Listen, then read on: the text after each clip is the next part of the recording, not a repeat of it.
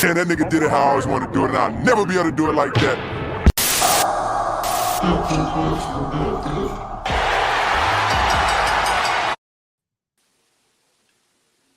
You know where you are, right? You understand what you're looking at right now, okay? It's 9 o'clock. It's a Wednesday. You ain't got nothing to do in the first place. You might as well get your ass on in here, talk some wrestling, and talk some shit with your boys from Hot Take Wrestling. That is right. We're here. We're here.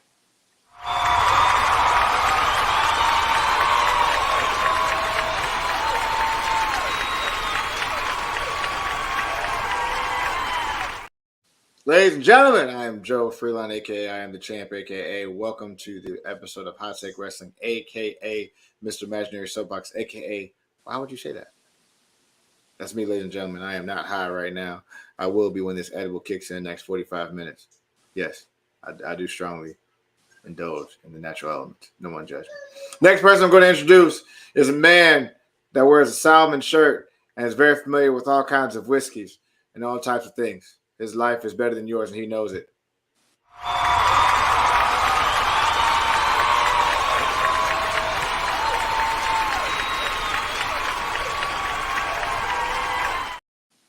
Talk to him, KG, baby! Not sure why I'm wearing pink on this episode, considering I was definitely not the Ken they want to cast in the Barbie movie. Did you see that movie? I saw the beginning of it. Well, you know. Okay, so is it good or no? I just saw the beginning. I heard it's good though. I don't know. Okay, it's got Margot in it, man. You can't go wrong with Margot. I think Margot Robbie is overrated. Excuse me. I'll take a good Scarlett Johansson every day of the week before I take Margot Robbie. I'm not gonna lie. Scarlett is yesterday's news. No, she's not. You're late to the party. No, Sir, you're late to the party.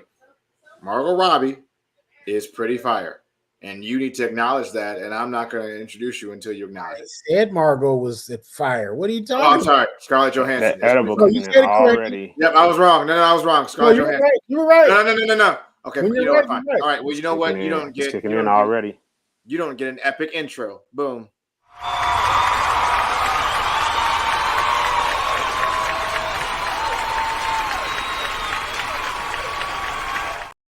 The people in Logan. You know what? I make my own epic intro. We're here. What you need? Pray. Yes, sir. Lantern for that, bro. Go ahead, bro. I'm sorry. All right, welcome to another episode of Hot Take Wrestling. That's all I got for you. All right. I apologize if anyone's on Instagram and waiting for us to show up. It is taking forever to do the broadcast at this point. But can we apologize to him on Twitch for last week as well? I will also apologize for Twitch last week as well. I have just now shown the brothers how to do it and get them on here. We have our usual. It's good to see you guys. It's always good to see you guys. We love to hear from you guys and have you guys on.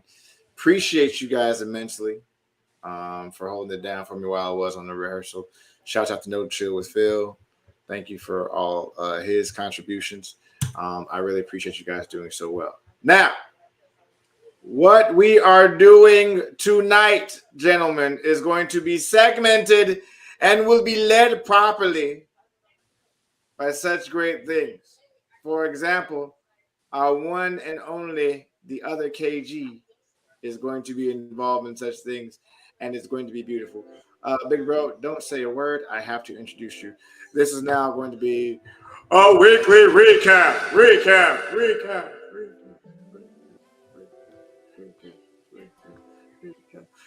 Video KG. KG, talk to us about what happened this week, baby. A lot's happened this week. We got a big time debut, which we all knew were going to happen at the Royal Rumble. You know, Miss Jade Cargill. Storm was coming. I do appreciate the fact that they didn't even touch her theme that much. It's just a little revamped. Sounds very, very much similar like what she had in AEW. Nia was cleaning the house in the Rumble. Nobody got killed that I know of. Yeah, that was a pot shot. Yeah, came down. Liv came back. Crowd popped well for that. Yeah, the women had way more surprises. Can't forget about the Glow, obviously. I was a little surprised they brought her in that early, but she had a great showing. So I'm wondering if she possibly could. The rumor going around, picture was going around social media that certain Mercedes and her could go back to the titles they never lost. This Kabuki Warriors at WrestleMania. That's another thing going around, circling around right now. We've getting rumors of who Seth's replacement. Unfortunately, the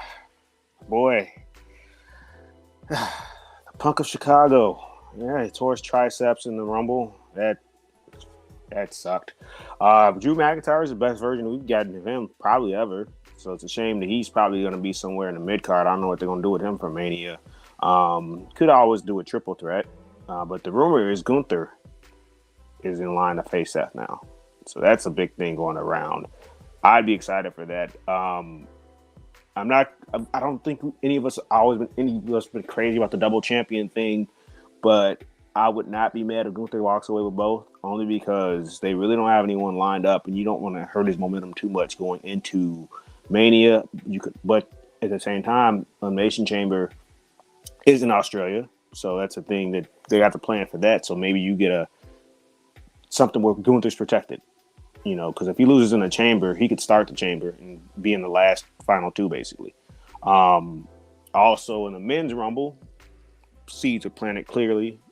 The Usos both starting off. I was like, all right, that was a dope move right there. Because I didn't expect that. I mean, we knew there was going to be a confrontation, obviously.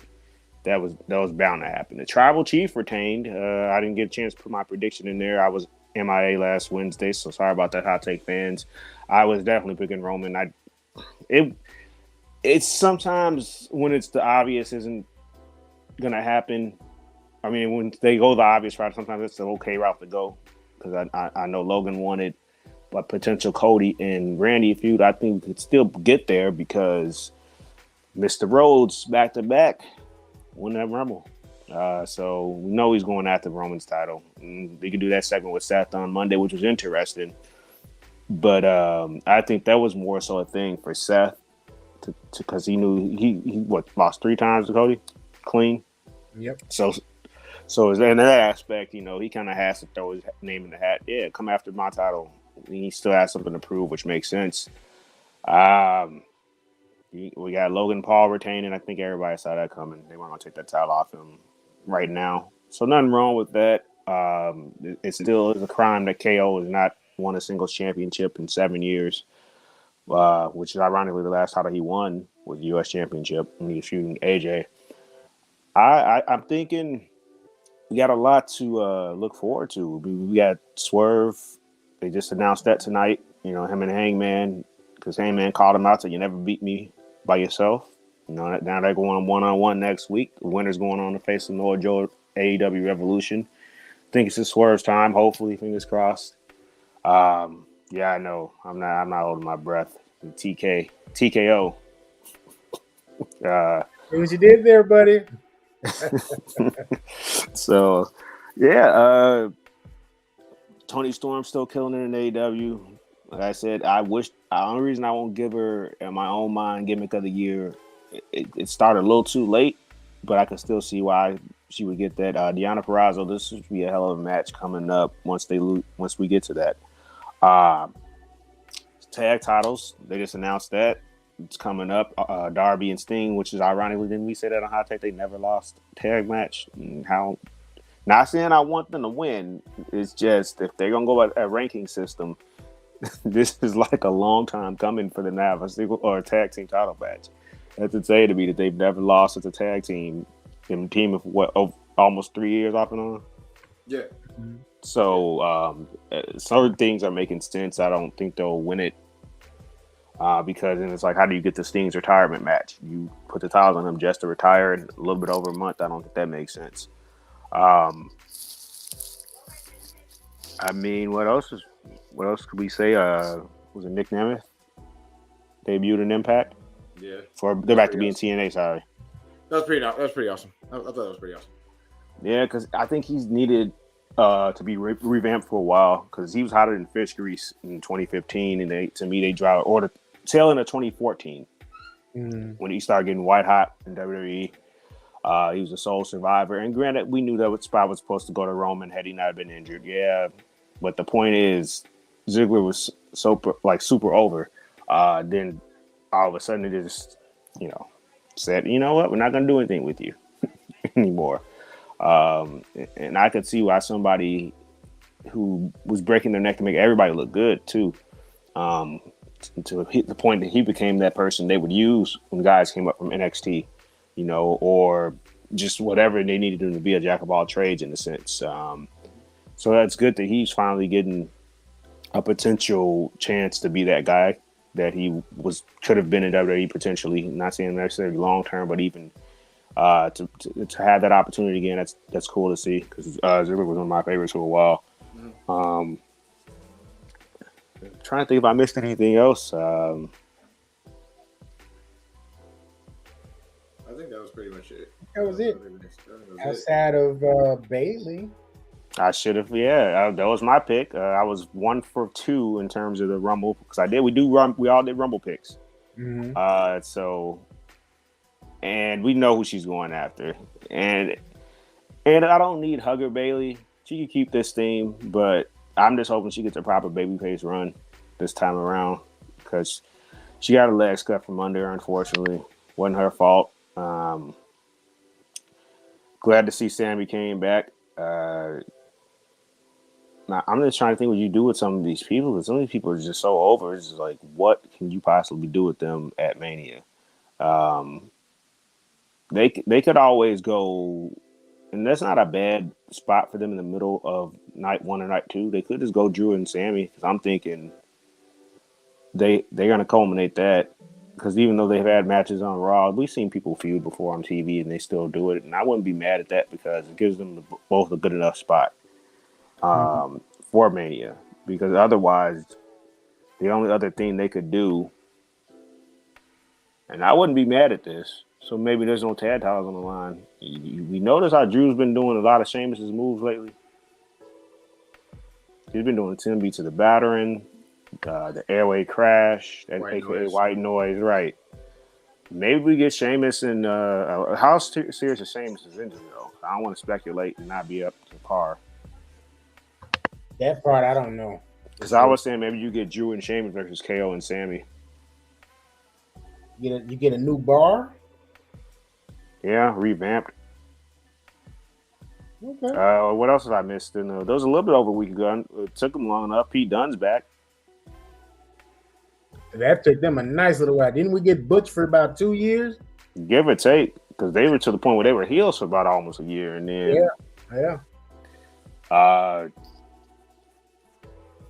tag titles. Unfortunately, DIY came up short. I think I missed that on the recap. I didn't expect them to do a title change on Raw, but I think we're getting that though. I think that's going to be awesome. Truth's spot. It's going to be a slow build where Truth finally accepts the Judgment Day doesn't want him in the group, and maybe we get that at Mania. Priest and Balor against Awesome Truth, doing a slow build towards that. I'm not too crazy about that one. I mean, I know Awesome Truth is buzzing again. It was things in the early 2000s or mid 2000s that was like what could have been. You know what I mean? But with the tag teams that are there that deserve to be like true tag team champions, like I that's where I personally would like to see things going forward, especially at WrestleMania. If you're gonna take the tag titles off of Priest and Balor, put it back on an actual tag team. I could see that argument. I just think you also want a team that's kind of over enough, and it's not gonna be a straight up singles match or a singles tag match. It could be a multi-team match because you still have New Day feuding with Imperium, so it could be a fatal 4-way. So maybe New Day gets the titles. I don't know. They're going to revamp New Day. So they already did like this video package of them. They're going to revamp them into like probably the New Day of old when they were like assholes and they beat up John Cena. Like that's probably what they're going to end up doing with New Day. And it's the video package. So long overdue. Yeah, no, it's been overdue. Yeah, I agree with both of you guys. Like it's been a long process.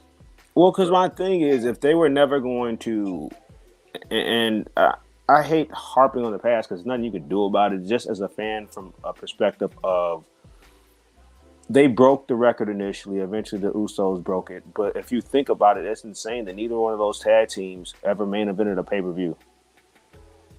And we've seen tag team title matches close pay-per-views. Unfortunately, I guess it doesn't matter when BK and Son-in-Law is not the one half of the tag champions. Because I think that's the last time a tag title match main evented a premium live event or a pay-per-view. It was DX versus Jericho, I believe. At TLC, was it 2009? I could be fact checked on that, but I believe that's the last time a tag title match was the main event. That's why for me, when it came to the tag title, WrestleMania. Yeah. that's why for me, like when it came to women's tag titles too, like I've kept, and it's been like a reoccurring thing. I've said like before that, let's utilize those titles on all three shows, man. Like, let's have them be defended. I mean, they unified the women tag titles with the WWE, with the main event tag titles. I wouldn't be mad if they did that with the men NXT titles with the main roster titles, and you just have them just, whoever those champions are, they appear, whatever, they don't have to appear on all shows all 3 weeks, but, kind of do like what Dirty Dom did. You saw Dirty Dom on everything. He was on fire. Like everybody, and he's probably an unsung hero from this year's Rumble. Like he got hella interaction from the fans. He was in the Rumble for a nice long while. Nice placement of him in there. Like King of the Black Robe said it when we were making picks of like Men of the Year a few weeks ago. And Dirty Dom is definitely there. And who could have said, back when he first, made his was it Raw or SmackDown he debuted on? Raw. I mean SmackDown. No, it was Raw because it was SummerSlam against Seth Rollins. Okay. So who would have knew back then that, okay, fast forward to now, he would be in this space where he's one of the more utilized talents that they got current day. I think that what they're doing right now is trying to put it in a good direction. I know for Raw, for example, like DIY versus Judgment Day was the time for them to lose titles. And I think that was a time for Judgment Day to implode, but Triple H is doing a slow burn. Dom he should be Wrestler of the Year, in my opinion, because in terms of WWE, he's been one of the most consistent ones, besides Cody and Seth. On every single show, like you said, Logan gets a reaction, and people react to him, and he's built it up to the point where, like, even against Braun Breaker,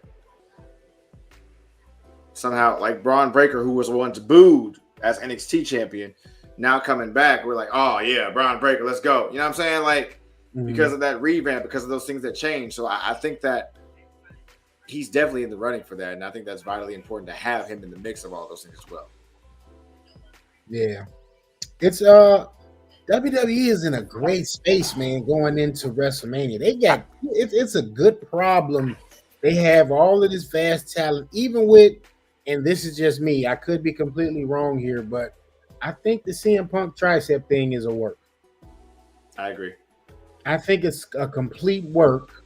This is their way of making us think, okay, he's not going to see that title match at all, which I was thinking anyway.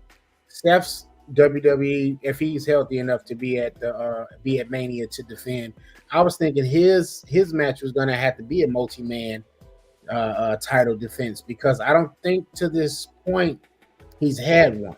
I think everything's been one-on-one. So I could see in fantasy booking maybe night one, Seth Rollins versus CM Punk versus Drew McIntyre, maybe versus a Gunther. If not Gunther, you could throw Shinsuke maybe in there, because Shinsuke's been placed nicely on Raw for a while now. Priest has that briefcase, so he doesn't necessarily need to be in a title match.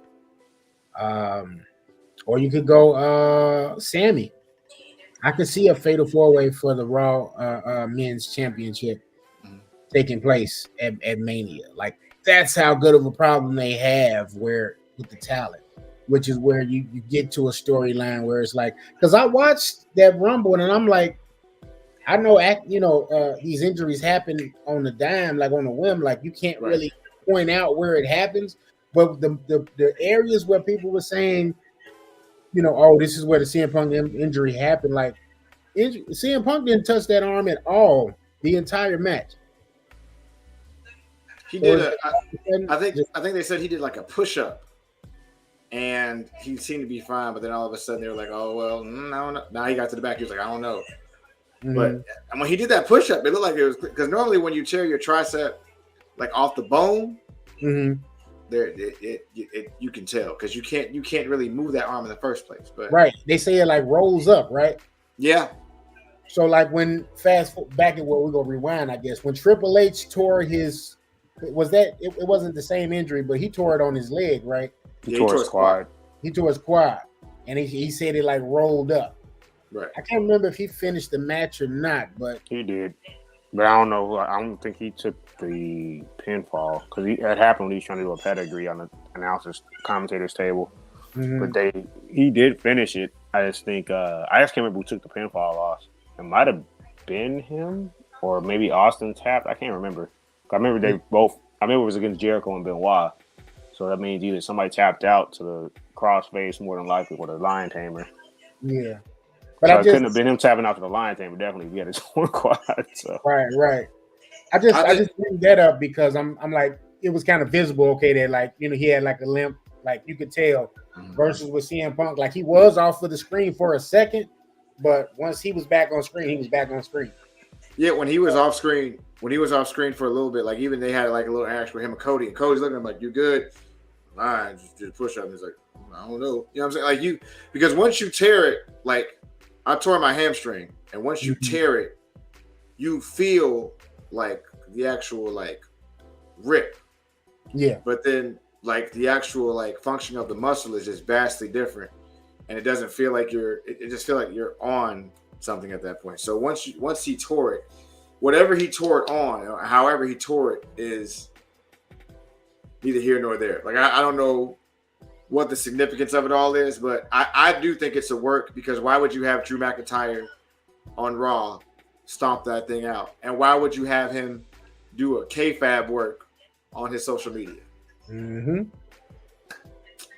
the E's been great at that lately, where we be thinking one thing and it's a complete other. Like, yeah, you know what I'm saying? I literally reported last week. There's no way that Cody Rhodes is going to finish the story at WrestleMania. Sports Illustrated said it was going to so that Triple H said that directly out of his mouth, and all of a sudden he went into Royal Rumble. So, bro, at this point you have a good problem because now you don't know anything that you know. They've literally made podcasters like us and people that speculate on things look foolish to where they can change every aspect of what's going to happen or what's going to go on. Like at this point, we don't know what's going to happen with anything at WrestleMania. We can only speculate, which is a good thing because it makes it all exciting at the same time. I think we do know, but I think the thing was the reason I didn't pick Cody went back to back, not because it would have been boring, because we've seen it before. It's more along the lines of because they've had guys switching shows at the drop of a dime. That's why I assumed Cody wasn't winning again. I always said Cody and Roman was going to happen. I think, was there ever a time to back my mind when Rock cut that promo? Maybe, but also if it's for the championship, we know who's going to win. At least now that's open-ended. That's what my whole thought process was. And if they can hold off Rock and Cena, I don't care how much Roman is killing it personality-wise and gimmick-wise, even though some of it's getting a little stale to me. They held that off for a year, and Cena was prime Cena. If they could hold that off for a year, they could wait till SummerSlam to do Rock and Roman.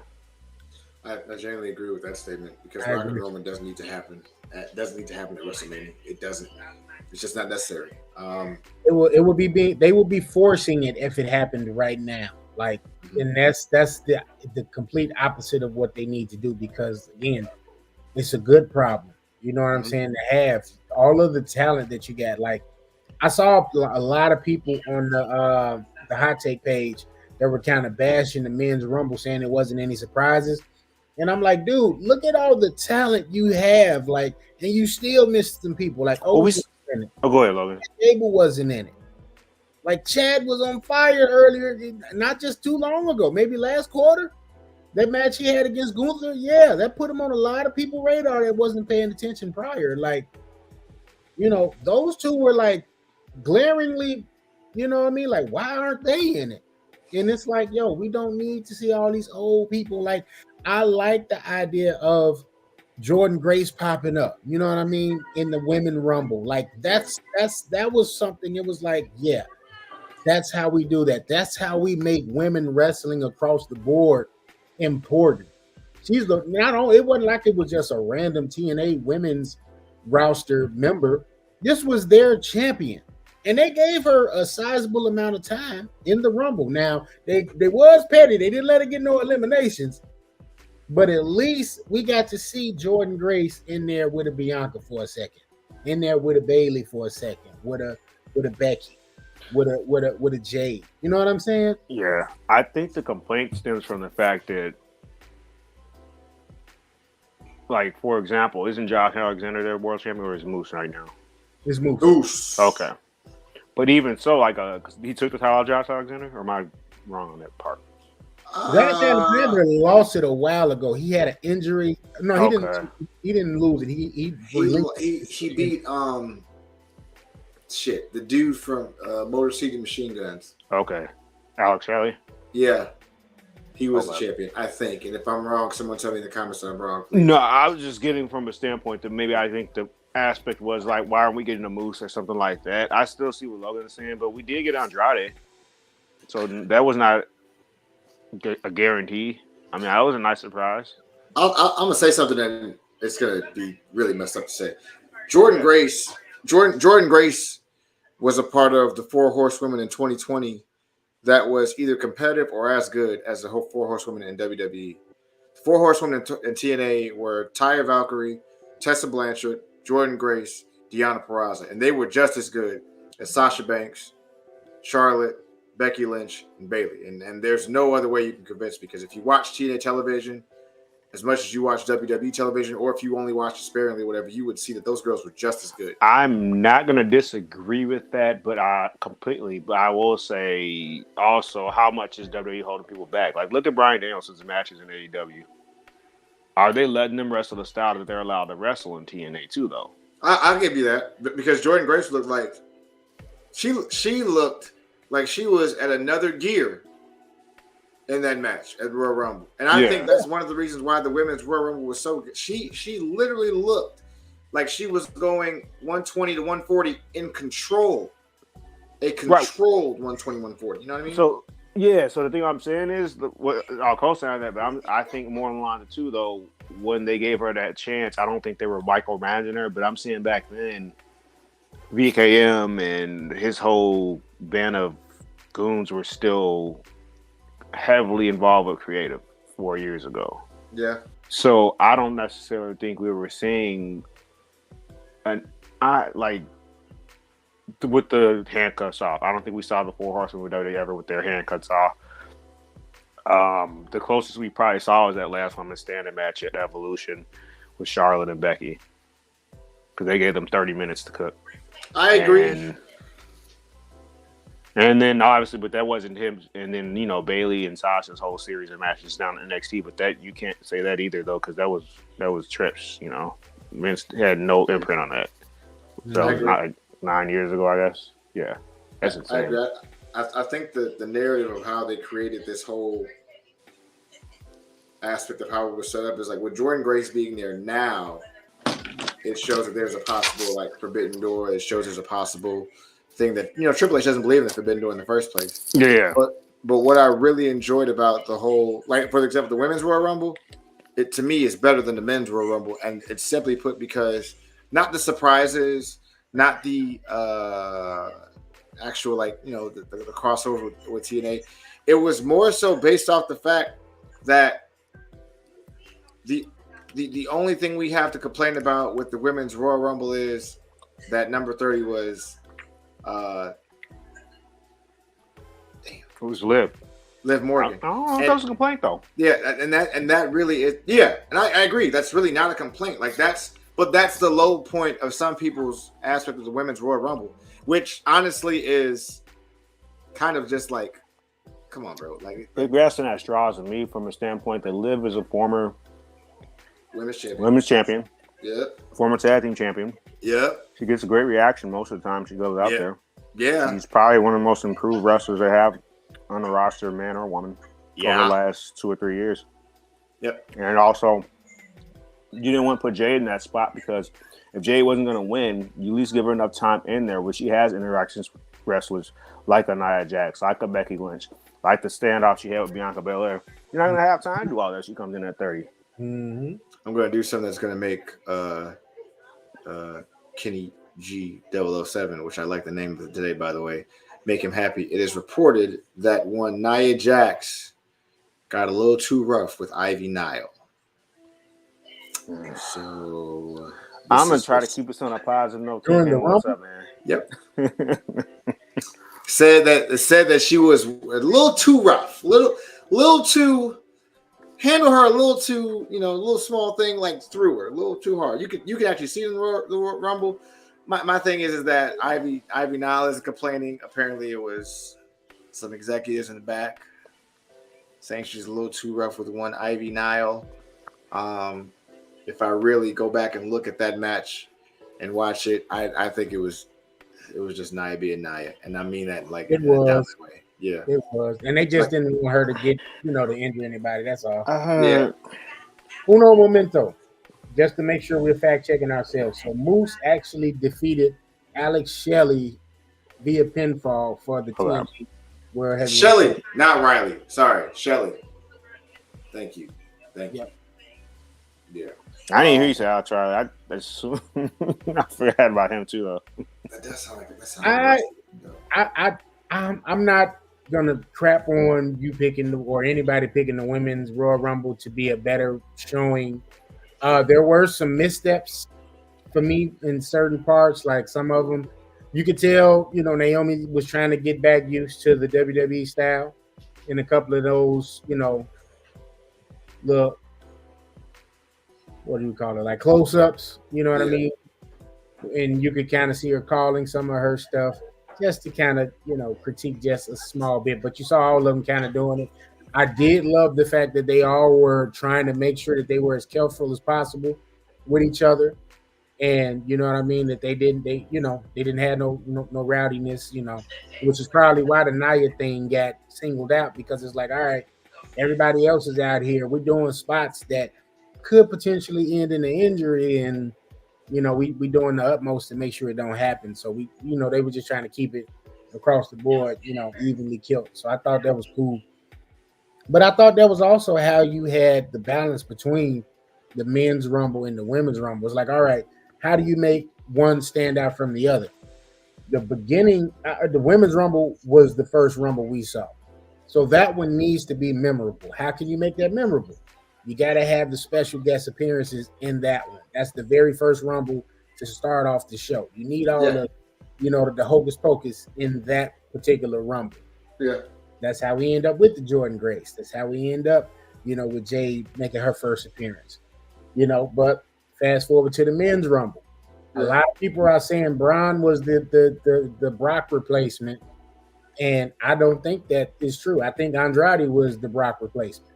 I think Braun was going to be a part of it anyway, because Braun is getting ready to make his ascension up to either Raw or SmackDown after their Mania, regardless. I thought it was cool that, granted, like I said, that it was in Florida, so that helped, but also just the wrestlers have put in the work, because I thought Carmelo and Tiffany Stratton both got pretty good reactions. They did. When they came out. So she had a good spot when she first came in, doing the somersault or the swanton, should I say, onto everybody in the ring. They seemed to be happy to see him and her. Like I said, the only thing else they could have done was potentially, because I don't know who's out there and what their working relationships are with said companies, and maybe the guys just didn't want to do the spots too, though.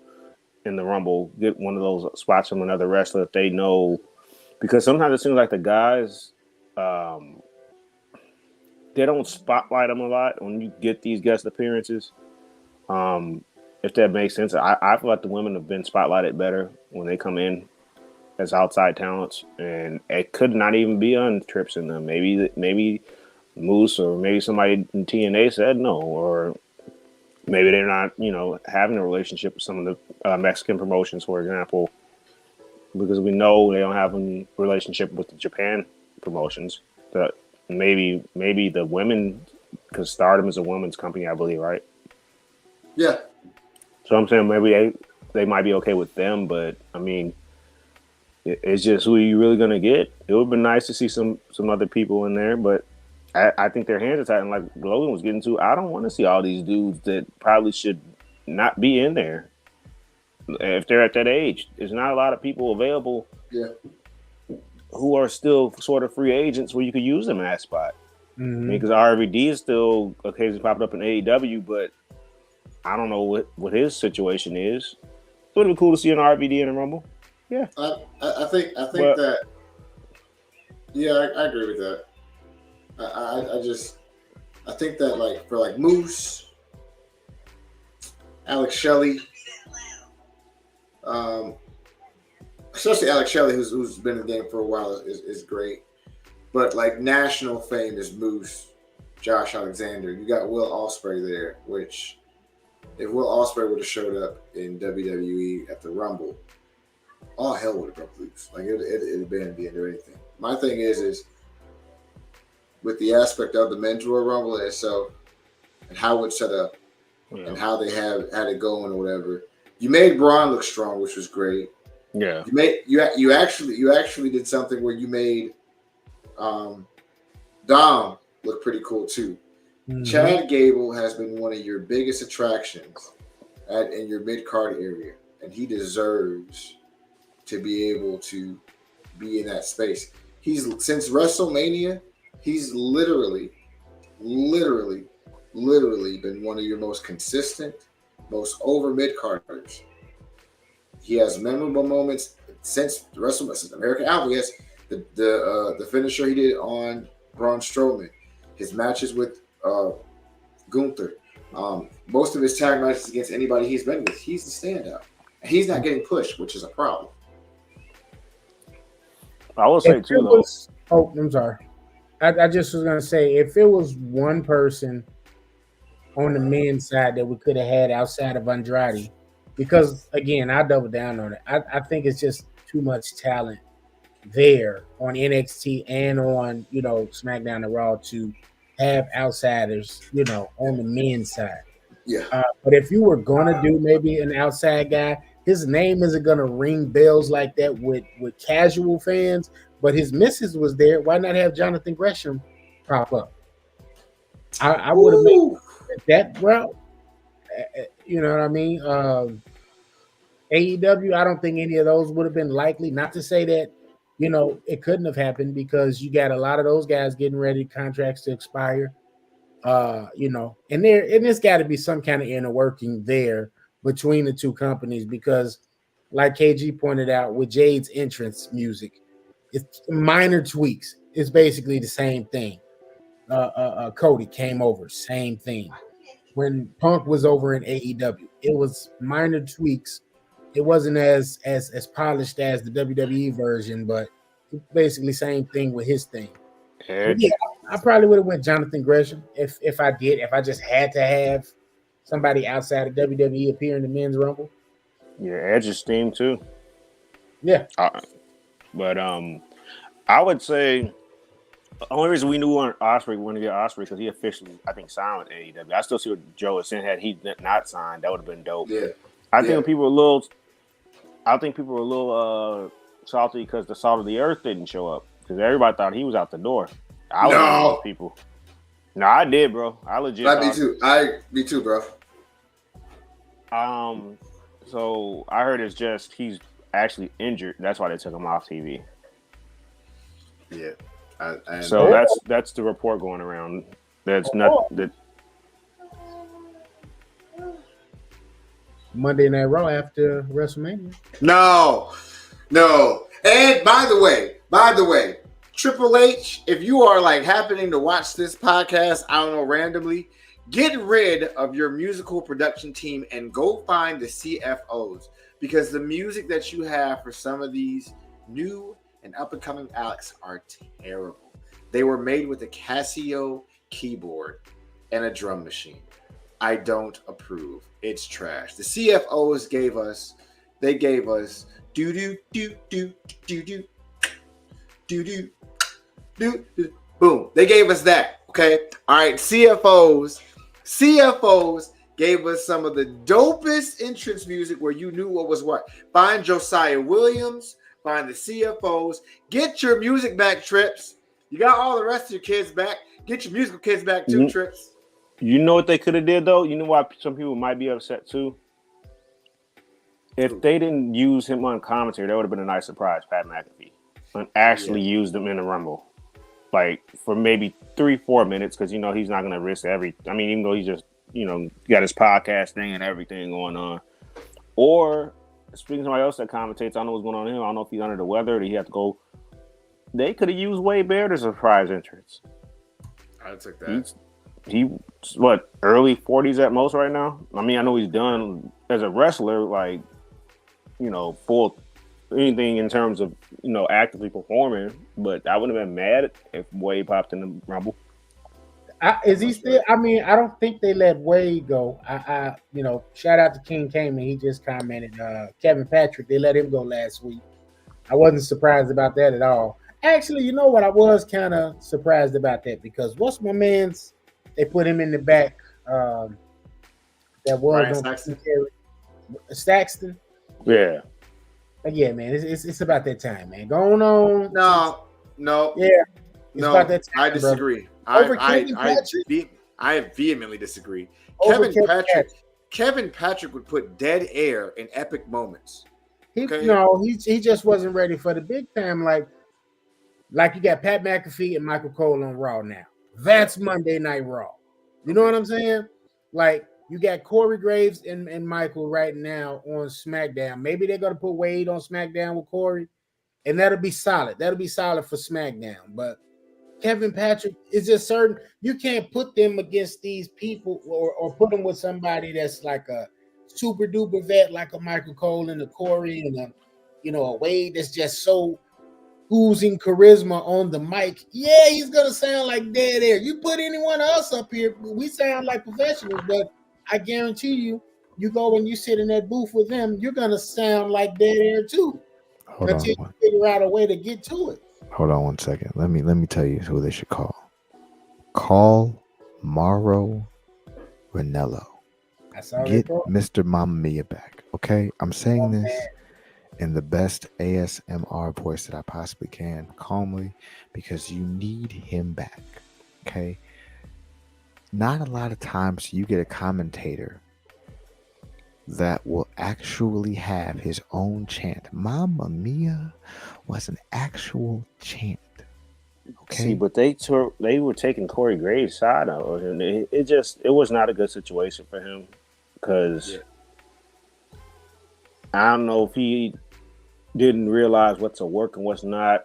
I don't know. I agree with you though wholeheartedly. That's the best commentator that's the best play man they've had since JR, and I'll stick by that.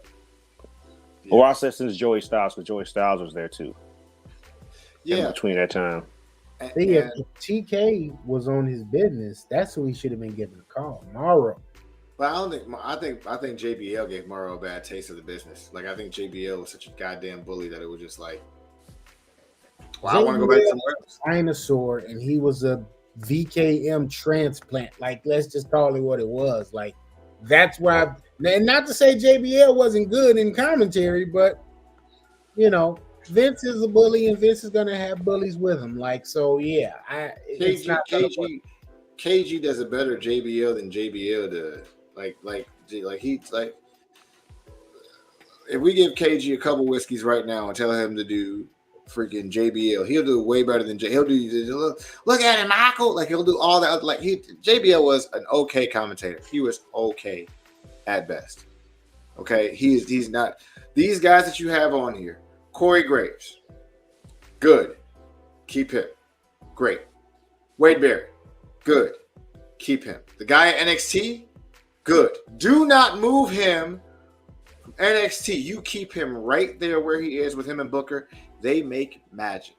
I was just gonna ask you, if you do bring Morrow back, do you put him on NXT or do you put him on Raw or SmackDown? SmackDown. And the reason why and the reason why you put him on SmackDown is because Mauro Ranallo was part of the Black and Gold brand because of how like he made those matches what they were. That Johnny Gargano match with Adam Cole, best 2 out of 3 falls. The ladder match for the North American title. Mauro Ranallo makes those matches. He makes those matches. If you really want to change the narrative of your brand, Michael Cole's going to be Michael Cole. He's at the last 5-6 years, he's been better than JR. Period. In AEW, he's been better than JR in AEW. End quote. Period. Hold on. Wait. Not ever. The last 5 or 6 years, he's been better than JR at AEW. Is what I'm saying. Well, that's not a fair comparison, bro. Like JR at this point in juncture in his career is an attraction. It's not primetime JR. We can't do that, bro. We can't. Oh my God! Listen, no, bro. I'm not gonna do this. Bro. They gave him a contract to do matches. He has not called a great match yet. If anything, Excalibur they set him up for failure. Excalibur, you have Excalibur. You don't need JR.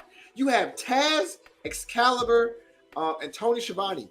You don't need JR. There we go, Tony Schiavone. I'll let you get that off with Michael Cole and Tony Schiavone with this comparison, but JR, come on, bro. We know this ain't. Bro, that's why I gave the cap. Listen, JR from the Attitude Era into the Ruthless Aggression Era was fucking great. I'm not comparing that JR. He was in his bag. That man has I'll let you compare that Ruthless Aggression JR to Michael Cole right now. Because I'm not taking nothing away from Michael Cole right now, because Michael Cole has been on fire. Just that version of JR. Yep. I'll let you do that one. Michael Cole's better. He's better. KG, what you say? You kind of quiet on it. What you say, man? The last 4 or 5 years, yeah. Because JR be forgetting some of the wrestlers' names, and I get he's getting older. And we forget names too all the time. This ain't the same JR we grew up on, man. And that's why I said I can't let him do the comparison. Well, no, but he's not. I don't think he's saying we're getting the best of JR. I think he's just pointing out that. No, he wasn't saying the best, but I'm just saying, in terms of right now, we know JR, he can't do it in this era. I'm sorry. If he was in WWE, maybe, because he knows that style. It's not going to be 1,000 moves that are internet darling moves that he's not familiar with. That's why I say Tony Khan did not set that man up for success. He's an attraction commentator. He's who you put on commentary for pay-per-views. The same thing I said years ago when we very first started this. JR is somebody who's supposed to be used at pay-per-views. He's not somebody we're supposed to see weekly anymore if you're going to utilize him in that capacity, because he's an attraction now. It's just kind of like how any other people used to come. Jerry Lawler. You come bring it to the wrestlers. Roddy Piper come make an appearance. You know it's an attraction. We know Roddy Piper not going for the title no time soon. God bless the dead. You'll see a Psycho Sid appearance randomly. We know what that is. That's an attraction thing. Yeah. I'm only saying that. I'm only saying that, like, if you have to have Excalibur and then Michael Cole's edging him out. And it ain't by much. Mm-hmm. So when I'm saying that, it ain't by much, because Excalibur calls like the match he called with KO and Bryan Danielson. I'm not KO. Kenny Omega and Bryan Danielson. Chef's kiss. So that's what I'm like that aspect of it all is really what I mean in terms of that, because Michael Cole, he's gotten so much better. He's got it. When he first started, you were like, and then after a while, you're like, but now he's in that bag, and you know, Randy Orton back, vintage Orton, like it's yeah. So, bro, I'll go as far as to say You remember when Michael Cole used to wear the little jean shirt? I liked Michael Cole back then. Like I've always liked Michael Cole. I've never thought he was just terrible. Has there been exponential growth? Absolutely. Yeah. Absolutely. But Excalibur's great. Excalibur represents that style of wrestling that's in AEW. And Right. that was the point when I was saying that about JR. Like, you have to have commentary that caters to what you're presenting to the world that's watching on television. Excalibur represents that. JR represents a time in wrestling that wrestling doesn't represent. So it's you know, if money on the table, money on the table. It's on you to take it. Right. You know, and JR probably felt like, I get why WWE didn't bring me back, but at the same time, I feel like I still got a little left in the tank. You know, and if you ever listen to JR podcast, you know what I'm saying? Not to make it a Debbie Downer moment, but you know, the guy's lost his wife. He's looking for things to do. He's like that old cowboy in the you know, the cowboy film that's out for their last run. You know what I'm saying? Yeah. So it's about setting that person up for success, not putting them there. He should have never been there in the booth weekly. Yeah. I think that I agree with that. Let's move on. Here we go. Heated round table, ladies and gentlemen. This is basically where Hot Take Wrestling gets into a debate about certain things and certain aspects of what's going on in the wrestling world. Now, I've had this discussion multiple times over, and I've even had this discussion with KG because, God, I like debating with KG because he makes you think. All right, WrestleMania is coming up. 'Tis the season for WrestleMania.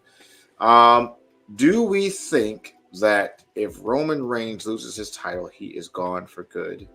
And what stars can the WWE utilize to still create and build their brand at a higher level? So first question is, Roman Reigns gone for good if he loses his title? When I mean for good, like at least like, you know, a couple months, eight months, because rumor is his illness is back. It's affecting his work. It's affecting his body. And if he does lose the title to Cody, what should future plans be for him? Like, who should be booked against, that type of thing. This is the first I'm hearing about the illness thing. I'm out of the loop, and that sucks to hear that. I'm not going to wish that on anyone, let alone someone who, just his purpose is pretty much well-liked backstage. It's not like, even if he wasn't, you know what I mean? I'm not obviously not rude, you know. Just trying to word this correctly because I hate to hear that. If that's a false statement, like I said, eventually maybe he goes away for a little while, and then we get Rock and Roman. That's where I see that going, because he really doesn't have too many other people to feud with, honestly. That's the only route I can see them going, is he goes away and they start that build around SummerSlam, maybe around June or July. Long term, if you're talking about just another full-time wrestler, I mean, he's due for a face turn. So outside of that, trying to think of someone that lines up for him. I mean, we all know that eventually Paul Heyman's probably going to find a new Paul Heyman guy. They already planted the seeds. This is starting very high up on the card, but this is Hot Take Wrestling. Maybe Braun Breaker is a Roman feud down the line after Paul turns on him. I wouldn't mind that at all if you give me intense Braun Breaker.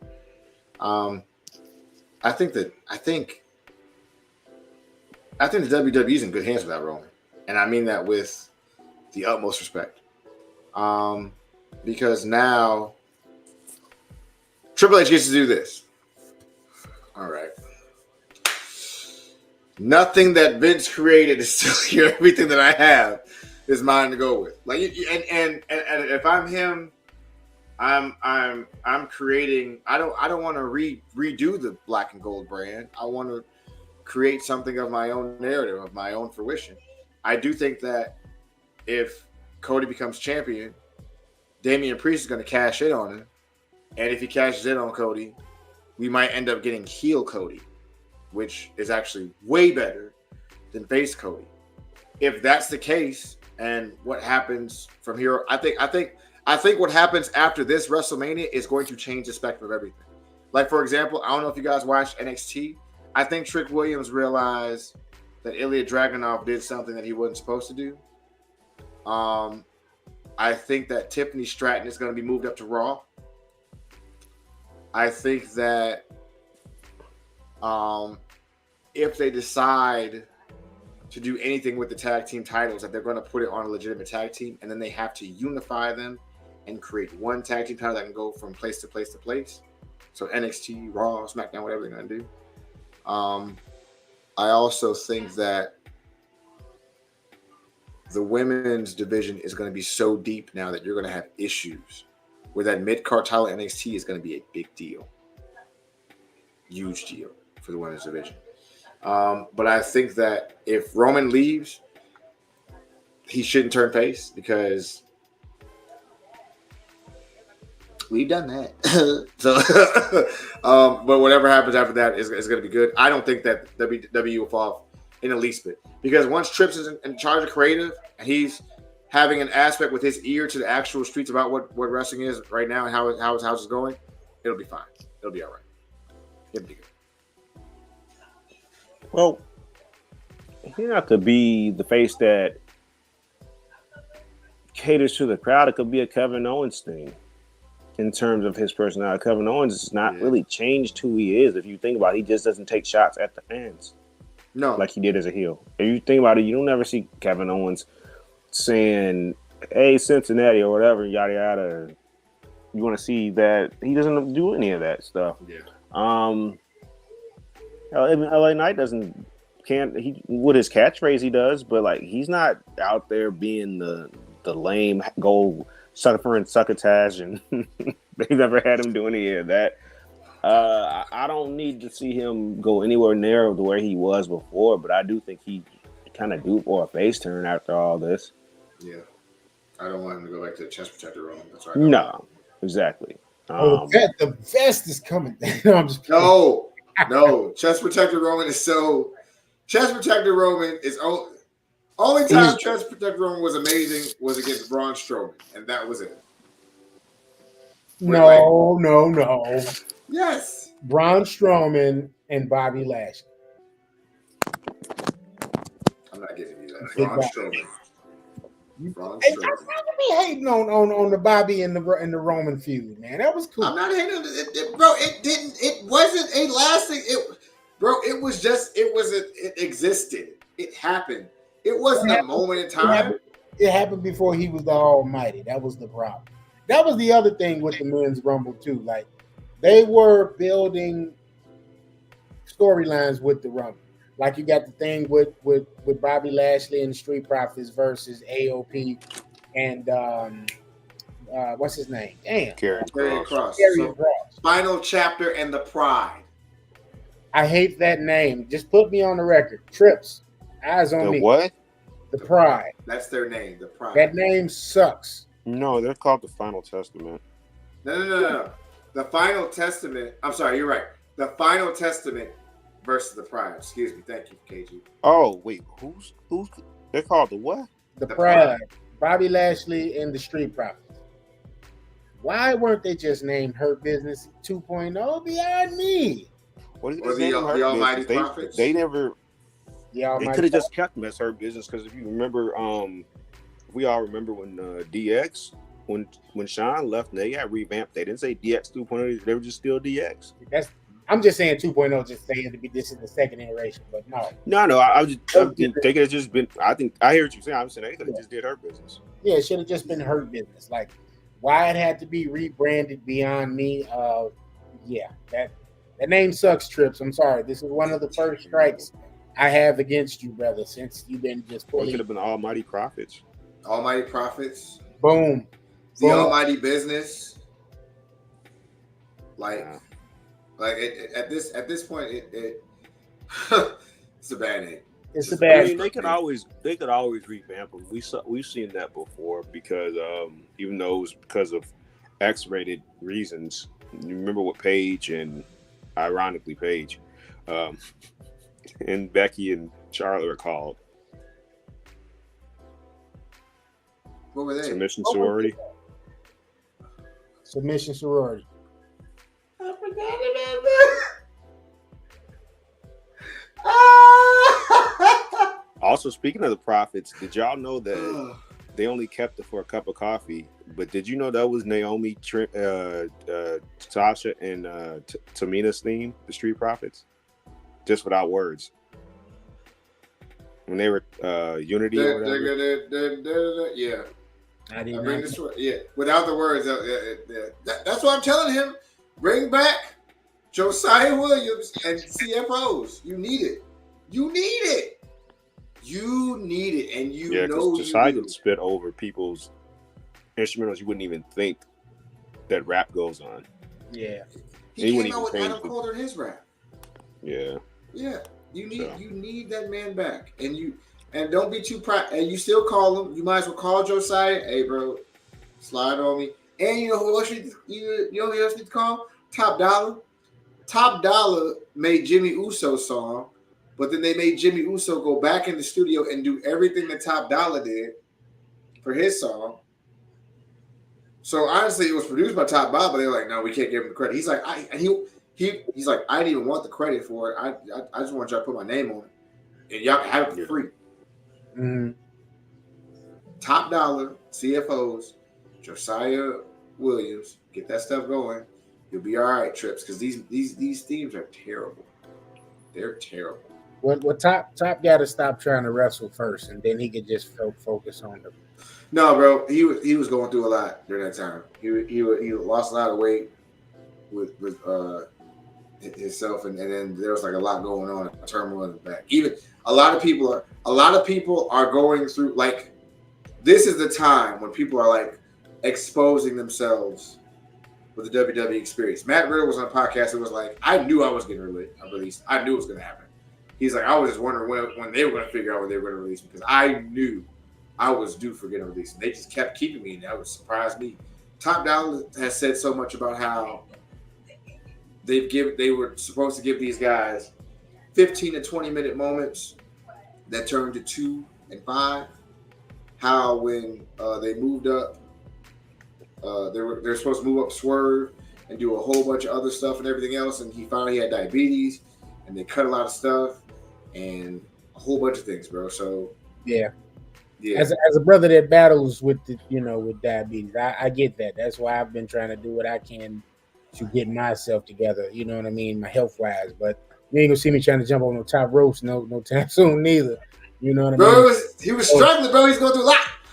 But I'm just saying, brother, we have to know how to accentuate what accentuating pieces, like, and that just ain't for you, Top Dollar. But that music and being a voice and being a host, like, he got that down packed. Like, he's one of those people that I could see him on the commentary, team one day. Like, I'm not saying don't go and try. Like, you there, so shit, do your thing. Excuse me for cursing, but I just think the background is where he's going to rise as a star, because he has that part that the other, like, Adonis and Randy and, Swerve had it. So Swerve was just like, okay, I'm making them better, being a collective, which is how that works.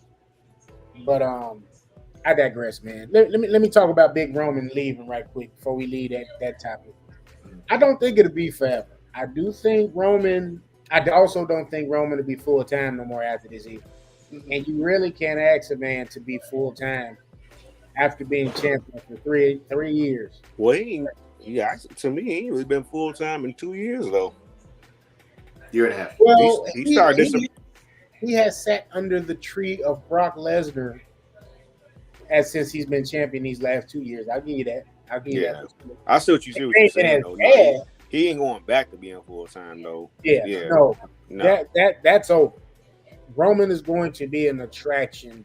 Roman is the replacement. He's the Brock Lesnar replacement. Yeah. And that's just what it is. Like, he's the Brock Lesnar. I think this set up with all. I'll just finish. Go ahead. So Hollywood is Hollywood calling. I don't know, but when my cousin owns $7 Productions, and he's been in superhero movies and Fast 18, and he got his own stuff going on. Yeah, I know Hollywood is at my beck and call when I'm ready for that. But I hope the illness is not returned. That's something that's very prevalent, and his health above all is what matters. That man is a husband, he's a father, and if that is what's taking place, then God bless him. God bless his family, and go do what you got to do, brother, to survive for them. Damn fans, just to jump on my soapbox for a second, but I hope it ain't that. That was the first time I heard it when Joe said it. So, but I pray it isn't that. I don't wish that on nobody. It's a very quiet. It's quietly kept.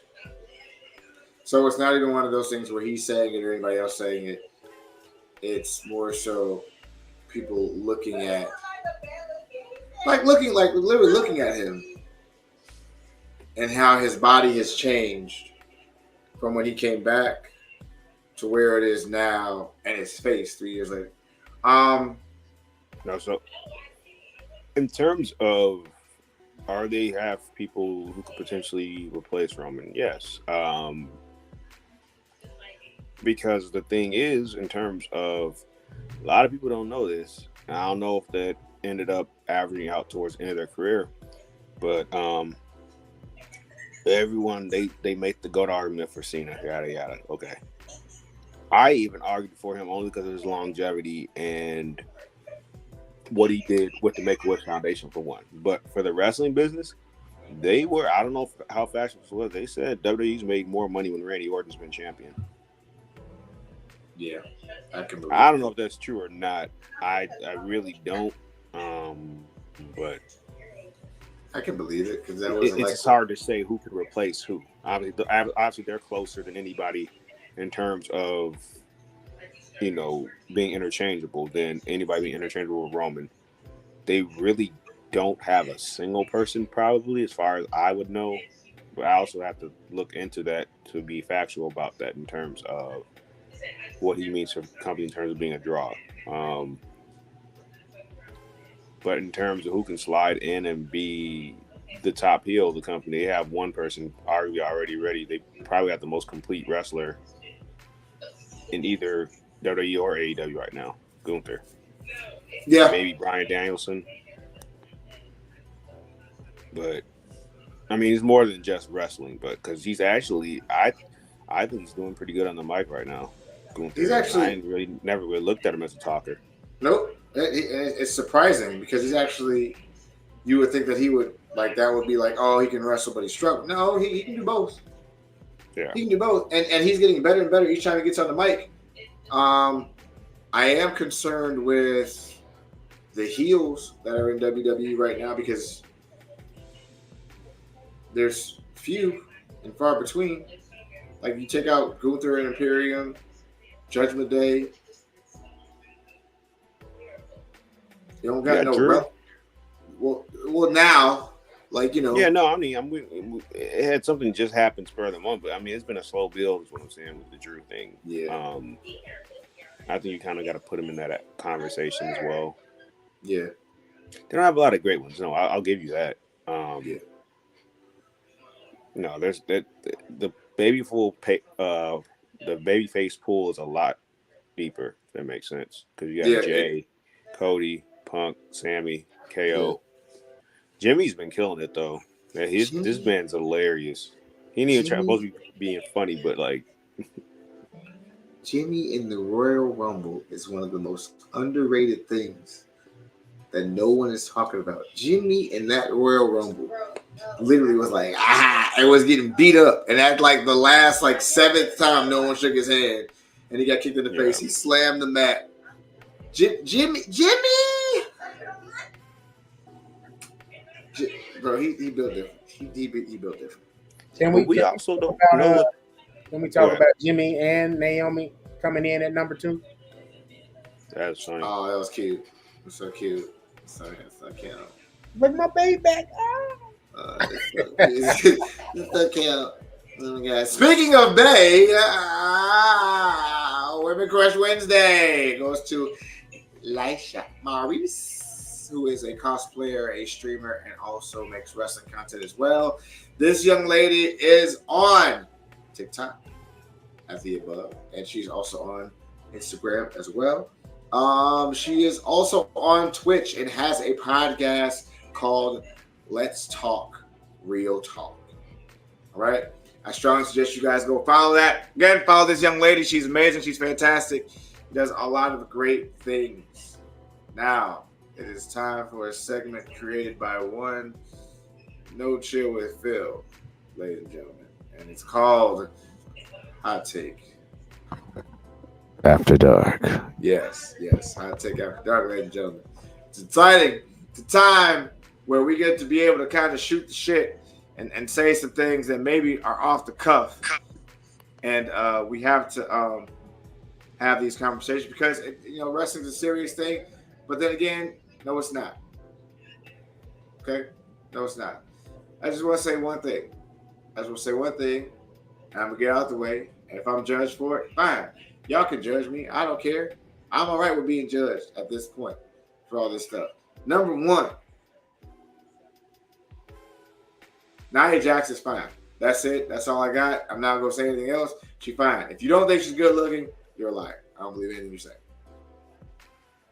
All righty. So, to you, I pose the question, sir. Is there not anyone on any roster, be it another young lady from the WWE or NXT roster, any brand you choose, or AEW, or New Japan Pro Wrestling, that you may find more attractive? That is a loaded question, and I will not answer it. You know why you want to answer it? Why is that? Because it is. First off, I want everyone to give Nia Jax her flowers now. All right? No.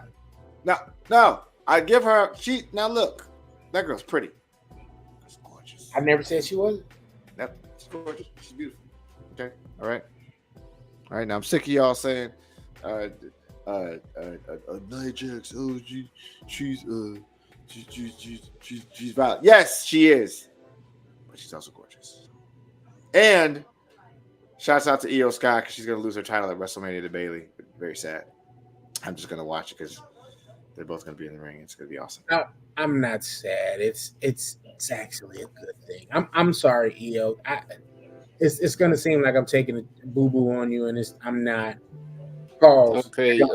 Yeah, we Pause. VKM already got accused of doing. That's why I said pause. That's why I caught myself. Yeah. Io. Oh. Io. Your title reign has been very dismal, sweetheart, and I'm sorry.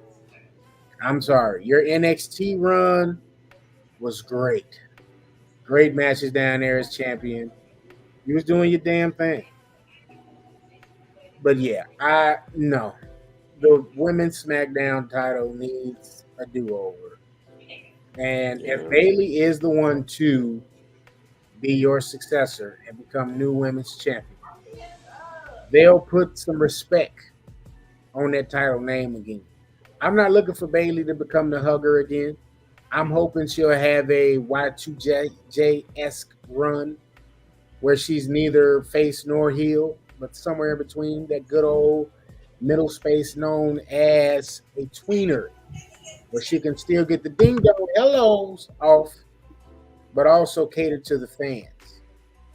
All right, here we go. Quick question. Yep. Hugger Bayley, role model Bayley, or this alliteration of Bayley, which one? Okay, here we go. You ain't got to finish it, bro. No, wait. Okay, MFK, Hugger Bayley, role model Bayley, this alliteration of Bayley. MFK, go. Role model. Okay, what are you doing? Are you marrying? Are you killing? Are you? Hold on, Mary. What's MLK? MFK. Murder, marry, kill. Or no, murder. MFK. No. Mary F. Kill. Yeah, my fault. Yeah. Okay. MFK. Mary Hugger. You messing the Mary Hugger. Oh no. Oh, I see what you did. Okay. Yeah, so Mary Kill. Yeah. So Mary, he said Hugger. That's what threw me off. So he said Hugger. I'm sorry. So three alliterations of Bailey. Mary,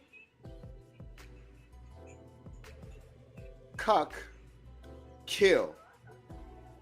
Mary Hugger. Mary the Hugger. F, the role model.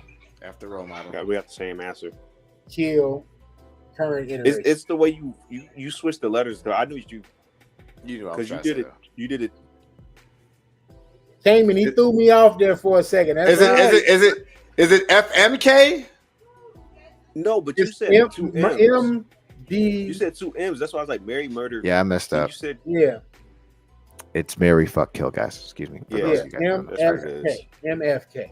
Okay. I had the same answer as Logan. Same? Okay. I am going to marry this alliteration of Bailey. Because I don't know if you saw the Beyonce concert thing that I put in the story that one time when she was at the Beyonce concert. I am going to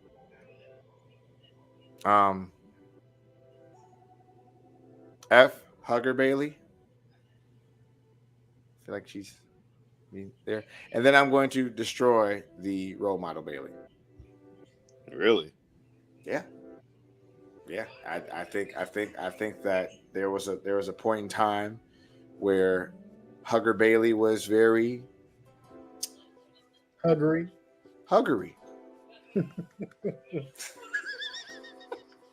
She's huggery. This is a PG podcast. It's a PG podcast. Without one, no chill with Phil. We gotta, we can rate it a bit more, so we not scaring people off with Double M 1999. So we're just doing it from there.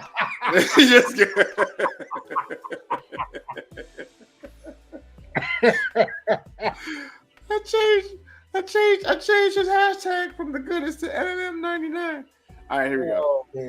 Oh man, good time. But all right, that segment is going to be money. Hey, whenever he can't be here, this is just a little peek behind the curtain. People that's listening, we have to have him record that, and we just play that part. Just that part.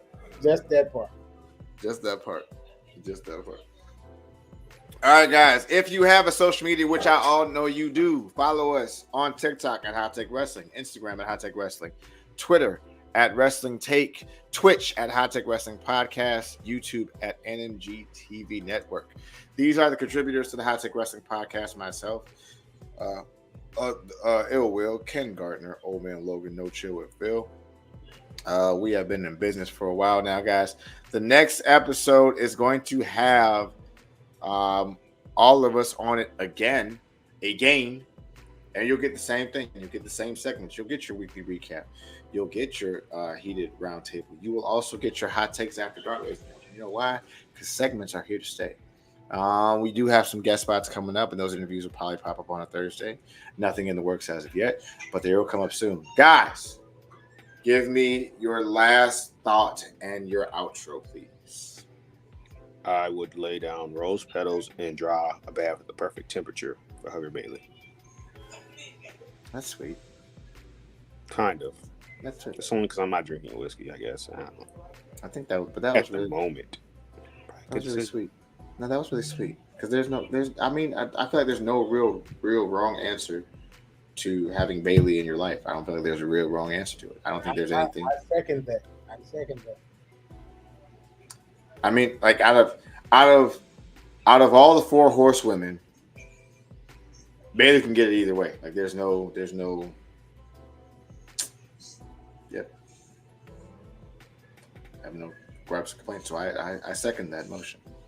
At least she was always able to be herself in some variation of it. She wasn't asked to river dance down to the ring in her debut match. Oh, you gotta let that go, buddy. You gotta let that go.